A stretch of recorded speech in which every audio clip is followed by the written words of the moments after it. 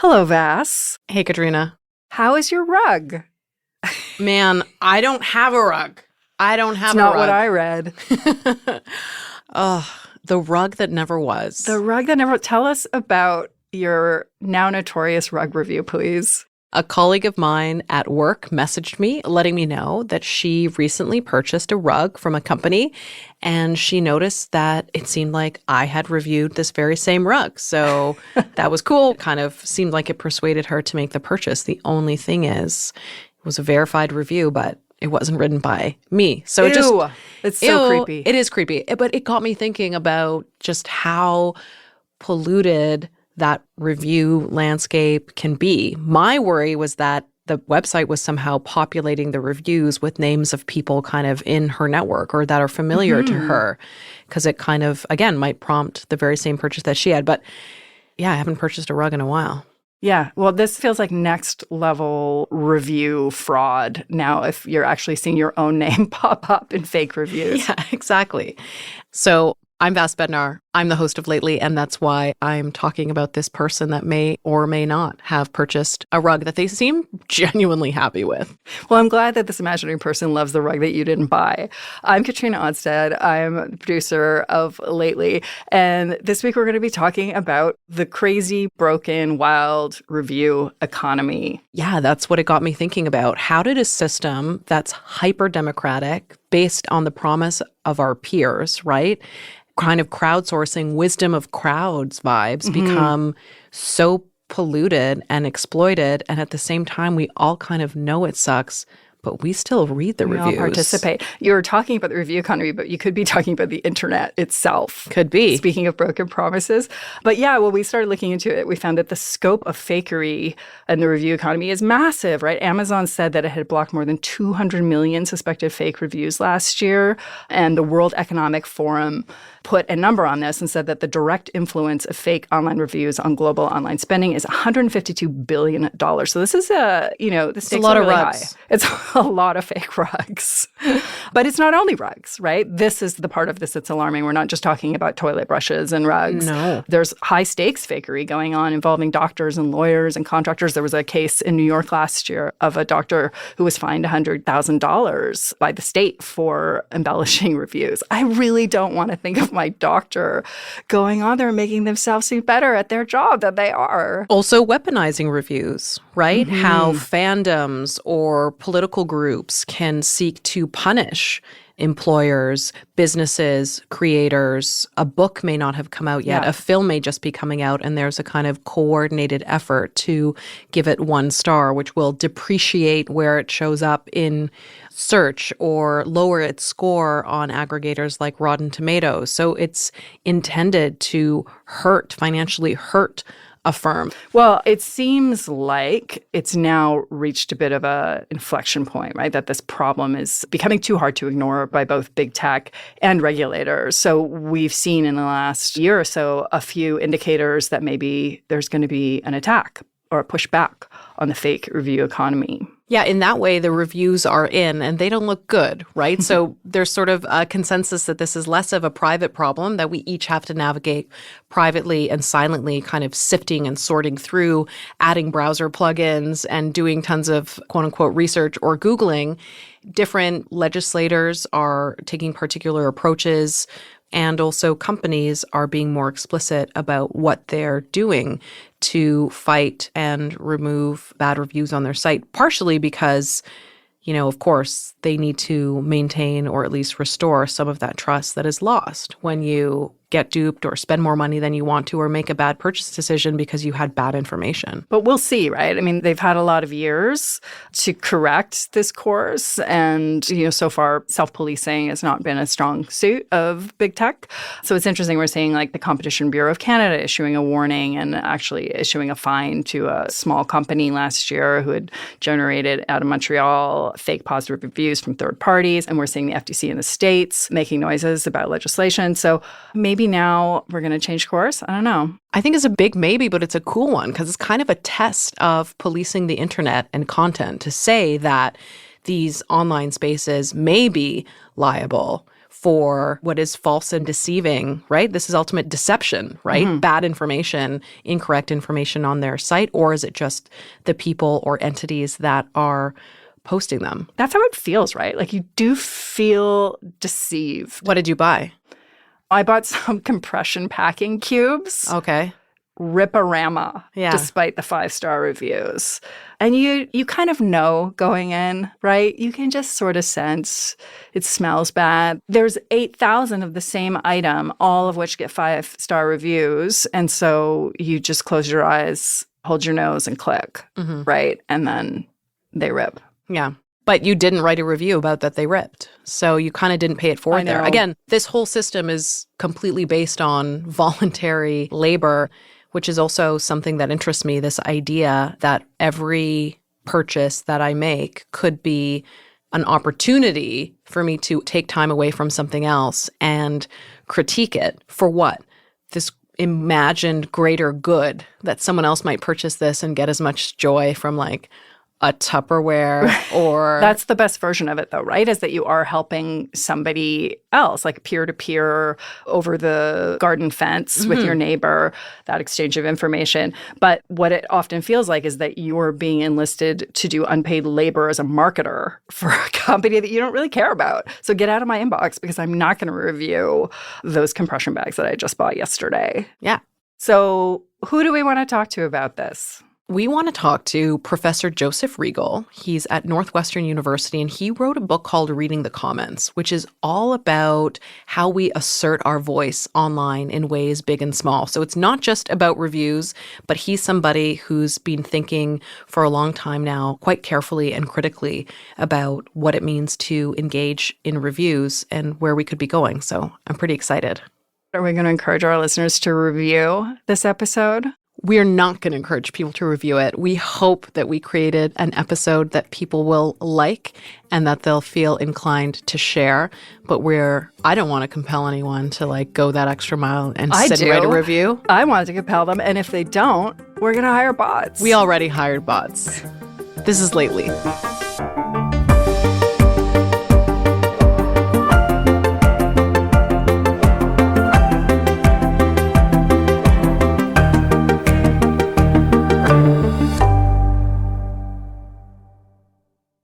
All right, let's get started. Our guest, Dr. Joseph Riegel, has locked his dog in the washroom so that we can have a quiet conversation. We're going to find out how long the dog lasts in there. Hello, Joseph. Tell us, how did you get interested in online reviews? I'm a habitual comment reader.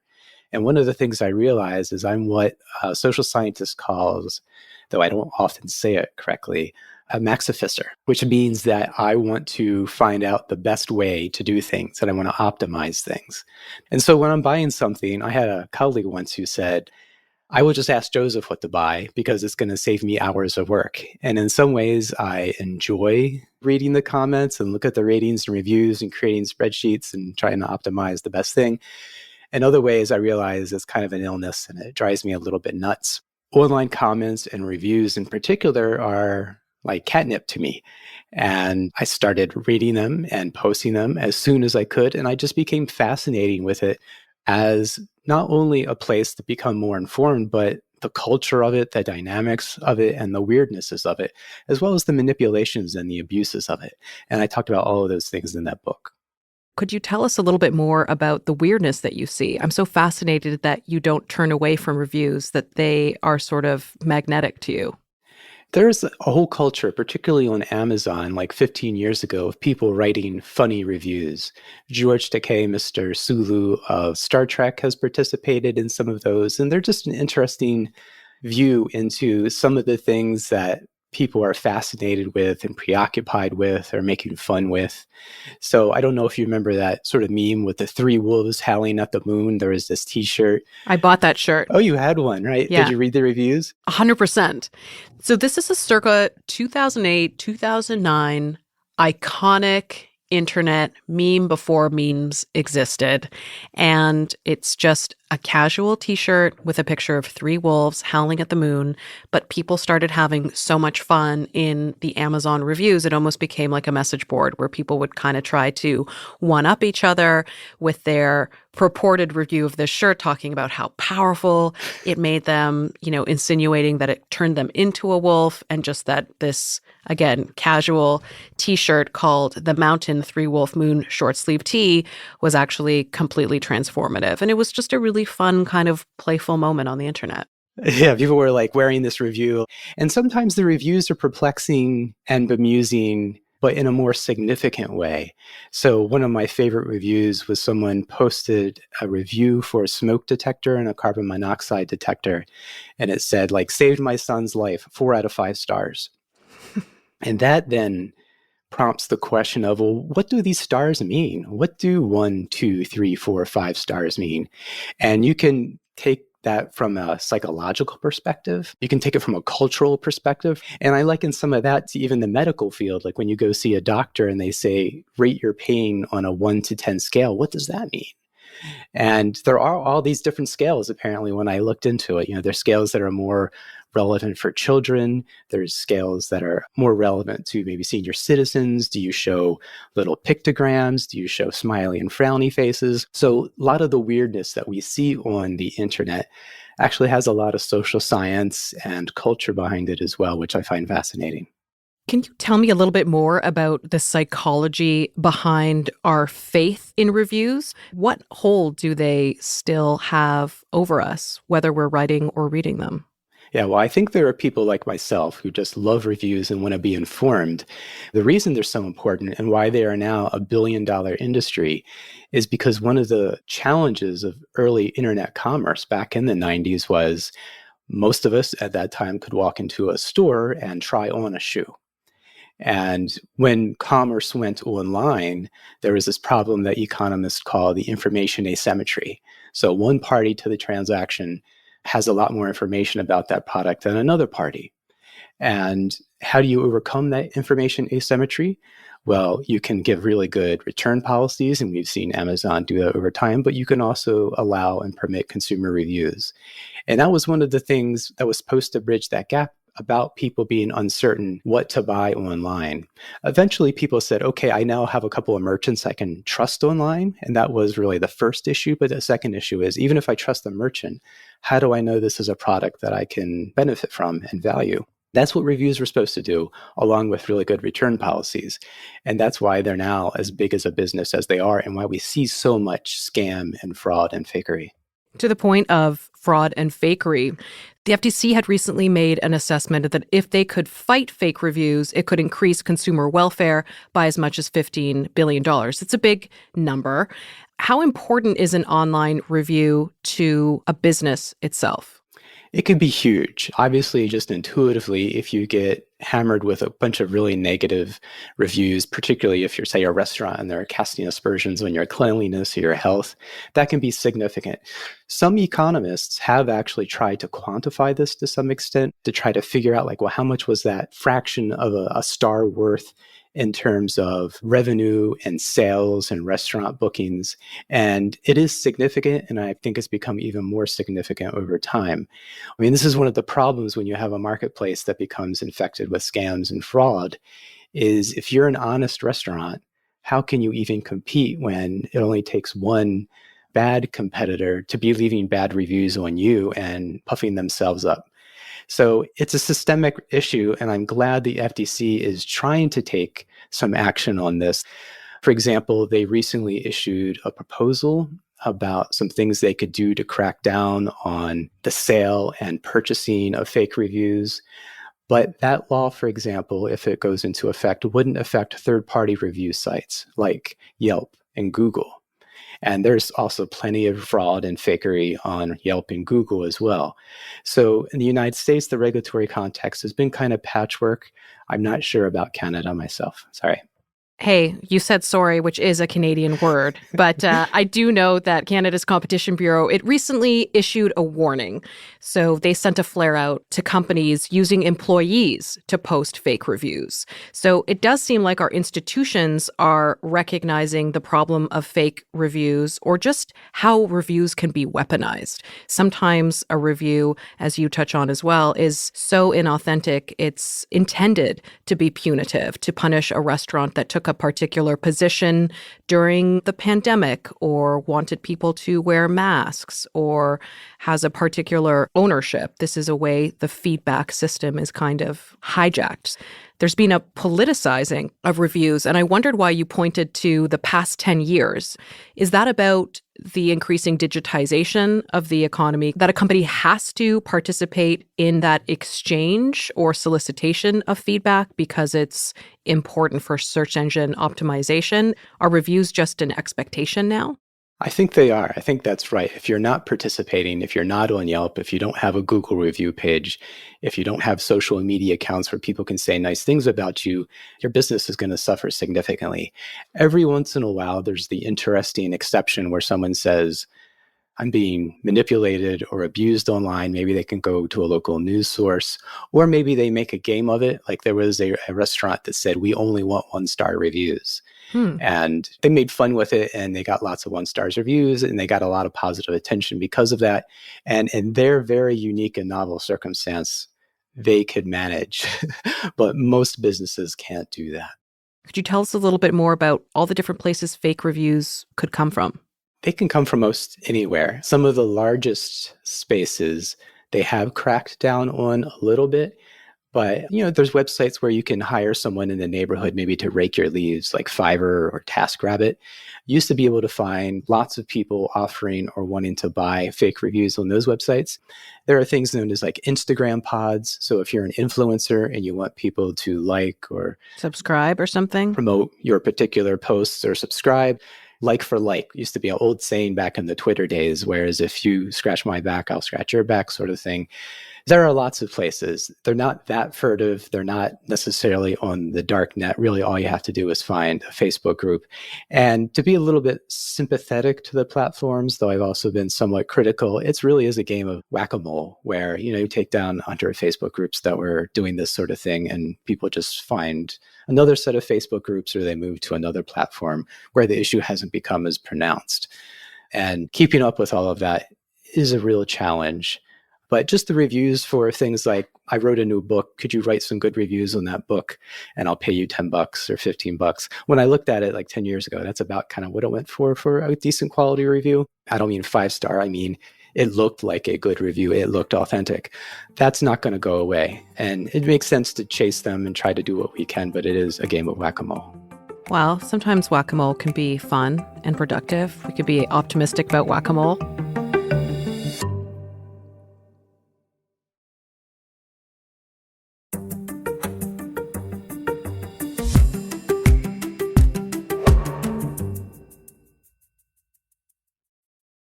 Have you been able to observe who's being hit the hardest by the growth of fake or weaponized reviews? Who are the winners and losers?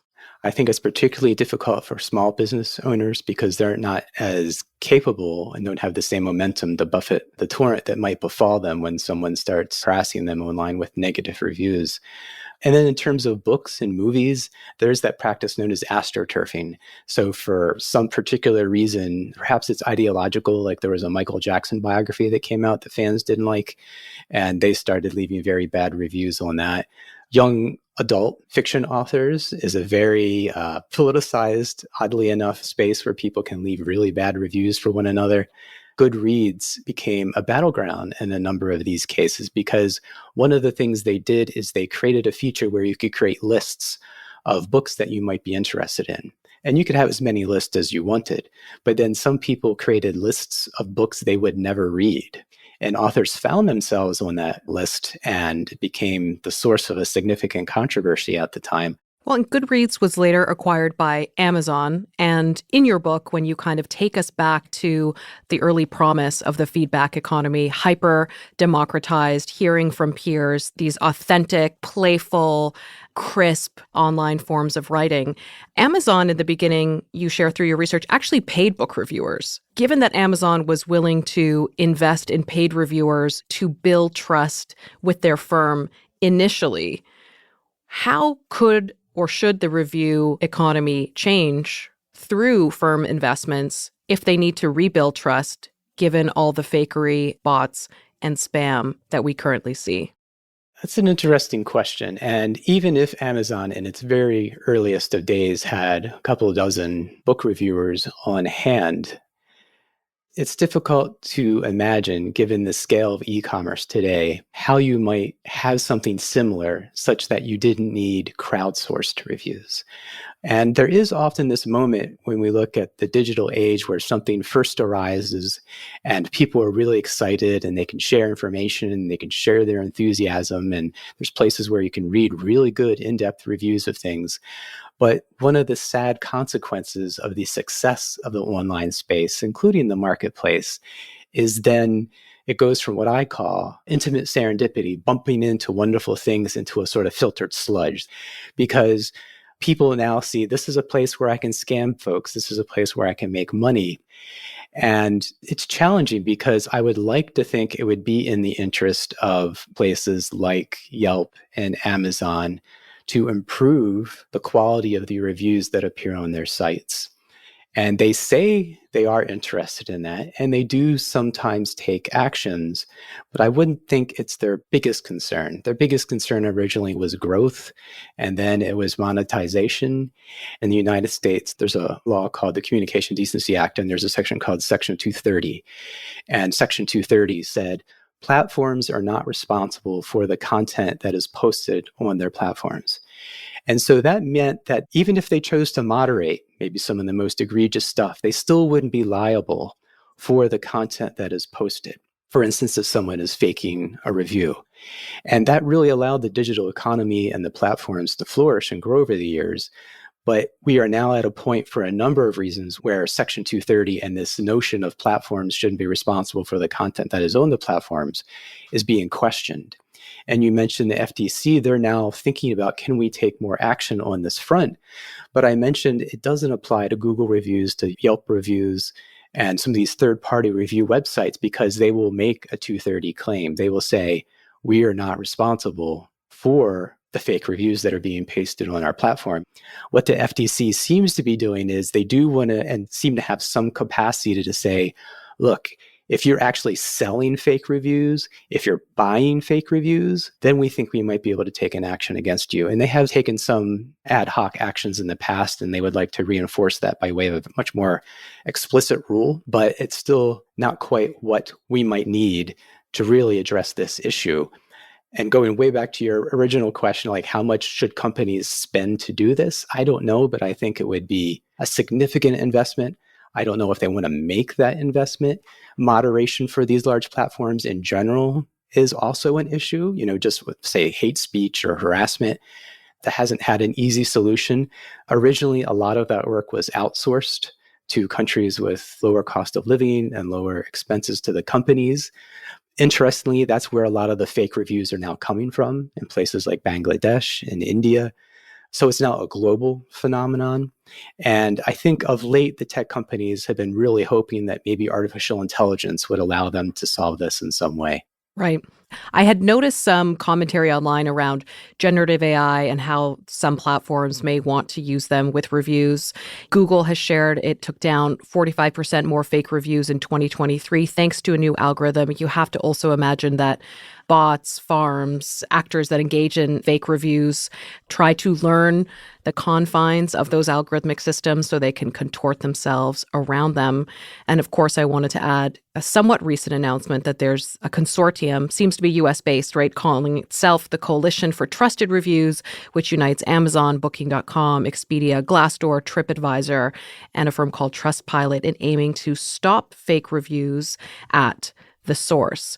I love that you brought up Section 230 and how our ideas of the best way to govern our online world, our online marketplaces, has shifted, and that we expect more accountability from these platforms. Do you feel like this policy attention, coupled with the technological advances to kind of be more precise or detect fakery, is a turning point, or is it just another chapter in how our participation in online trust systems is evolving? You do have to be careful. So, for example, one of the marketing organizations in their statement during the recent FTC informal hearings said something like, look, if you make merchants liable for fake reviews, they won't even provide reviews at all. And is that what you want? And that's a good and a genuine question. So I would like to think in the United States we're maybe moving in a positive direction. I think I would like to see these proposals about the FTC being able to be more explicit and direct on issues of people explicitly selling and buying fake reviews. I think that would be a good thing. But I've been around long enough to know that things can always change in the next 3 or 4 years, and who knows what things will look like then. Well, can you imagine a world without reviews? Maybe this whole grand experiment of their review economy will fizzle or float away and we'll substitute it with something better. But should we? No, I think there'll always be comments, and I think there'll always be reviews, which are basically comments telling us what someone thinks about a particular review or service. How useful they are, how overrun they are with nonsense and scammery, I think that is the big open question. And one of the things when you do look at the internet over the decades, sometimes I use the word churn, but you see various services and various mediums and platforms come. And one of the ways you see this churn is with respect to authenticity. So, for example, there were lots of websites that came along and said, this is the place where you can be your authentic self. It was Facebook, and then it was Instagram, and then there was an app a couple of years ago called Be Real. Right. And it randomly pinged you at a certain time of the day, everyone. And that's when you had to take a photo. But of course, they came up with mechanisms by which you could delay taking the photo. And now if you take the photo now, you'll have a couple more opportunities later in the day to take the photo. And of course, Be Real needs to monetize. They need to make some money. So they've been making deals and connections with various influencers and brands. And at some point, Be Real will probably be understood as not a very authentic place, and there'll be yet another platform. So that churn of us always looking for the latest way to find authentic content, including reviews, is just going to keep happening. Maybe some of it will be more genuine and honest than otherwise, but that cyclic churn is definitely a feature of the internet that's not going to go away. Well, to your point around honesty, there's a universe to look at online reviews as commentary that's kind of a form of citizenship in the online economy, right? For the people who are posting those authentic reviews that we're looking for, they're doing a huge public service for the greater good. We opened by you sharing how engaged you are in the comment kind of ecosystem. Can you tell me a little bit about a recent review that you posted? Oh, so I, like many people, have been very curious about the website Temu. It's a Chinese service that is spending a lot of money, and they're trying to break into the American market, and they're competing with Amazon. And there's a couple of really interesting things about the website. One is they're spending a lot of money to acquire US customers. So I've heard it that they're losing $7 per purchase, basically, right now. Wow. In their move to acquire customers. The other thing is that it's extremely gamified. So you go on the website and there's a spinning wheel, and maybe you get a $100 coupon, and all the things that psychologists have learned about how to addict people to gambling machines and online apps, you will see there. There's things blinking saying there's only 5 of these products left. So it's very sticky, very kind of addictive. And there are also a lot of reviews on the website. For some products that I can find both on Amazon and on Temu, and Temu is typically half the cost. If it's cheap Chinese stuff and you don't mind waiting 7 days, Temu is the place to go. But they have tons of reviews. And from what I could see, they were all 5 stars, and they were all really simple, stupid little reviews, and you couldn't click on the reviewers and see kind of what else they were up to. So I was just really curious, is this legitimate or is this all just a farce? So I did buy a raincoat from my dog. There we go. And it was like $40 on Amazon and $20 on Temu. And it was originally too small. And I bought a couple of other products there. So I did want to leave some reviews, and some of the products, like a bath mat that didn't take to washing very well, I left, I think, a 2-star review on that one. And I was curious where it would show up in the history and if it would show up at all. I was surprised to see that my 1 and 2-star reviews did show up on Temu. And I just checked before we spoke, and they're still there, which I'm doubly surprised.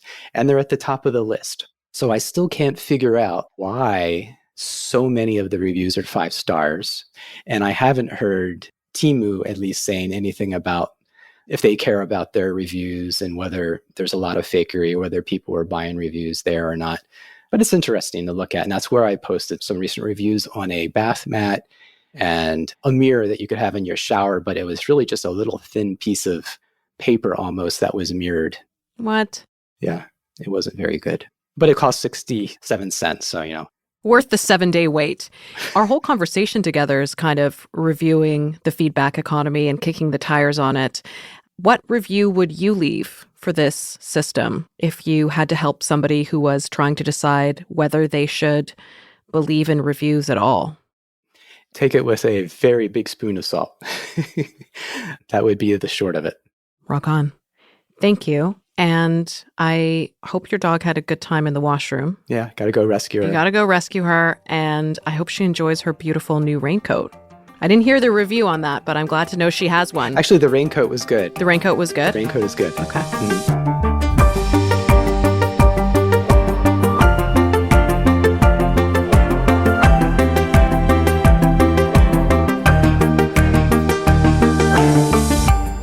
You've been listening to Lately, a Globe and Mail podcast.